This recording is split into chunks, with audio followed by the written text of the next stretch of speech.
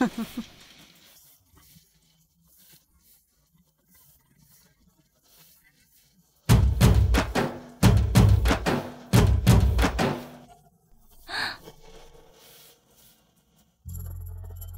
కు జై.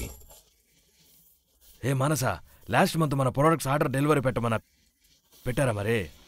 డెలివరీ చేశాం సార్, ఇదిగోండి రిసిప్ట్స్. పెట్టేశారా? లాస్ట్ మంత్ మనం పంపిన అన్ని చీరల లిస్టు ఉంది. అంతేకాకుండా బిల్స్ కూడా అందులోనే ఉన్నాయి. కావాలంటే మీరు చెక్ చేసుకోండి. Very good, very very good. Okay sir. నమస్కారం నమస్కారం నమస్కారం. మీ వేరే నాలుగు వల్ల మన కంపెనీ స్థాయిలో ఉంది. వాస్తవం అంతే కదా? అమ్మ నమస్తే. నమస్కారం.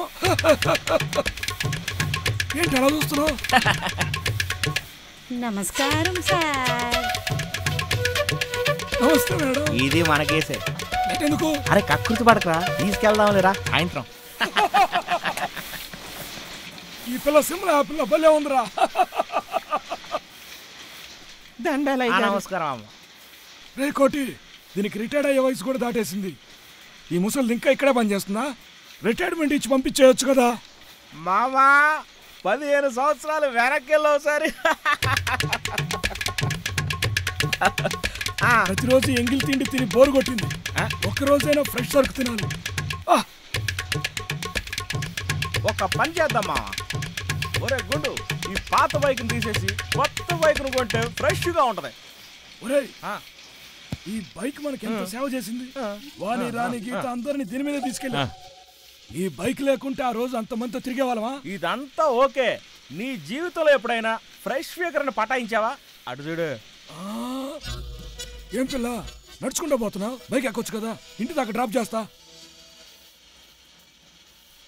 ఆ రత్నం గాడి ఎంప్లాయీస్ ని అసలే పట్టించుకోడు, అయినా వాడి దగ్గర పనిచేస్తారు. మీరు మా దగ్గర పని చేయొచ్చు కదా. కోప్పడకు పాప. ఆ రత్నం గారి వయసు అయిపోయింది తెలుసా నీకు?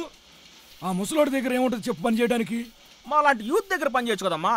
ఇదిగో వినండి అయ్యా, ఫంక్షన్ కోసం అప్లై చేశారంటగా, రమ్మన్నారు.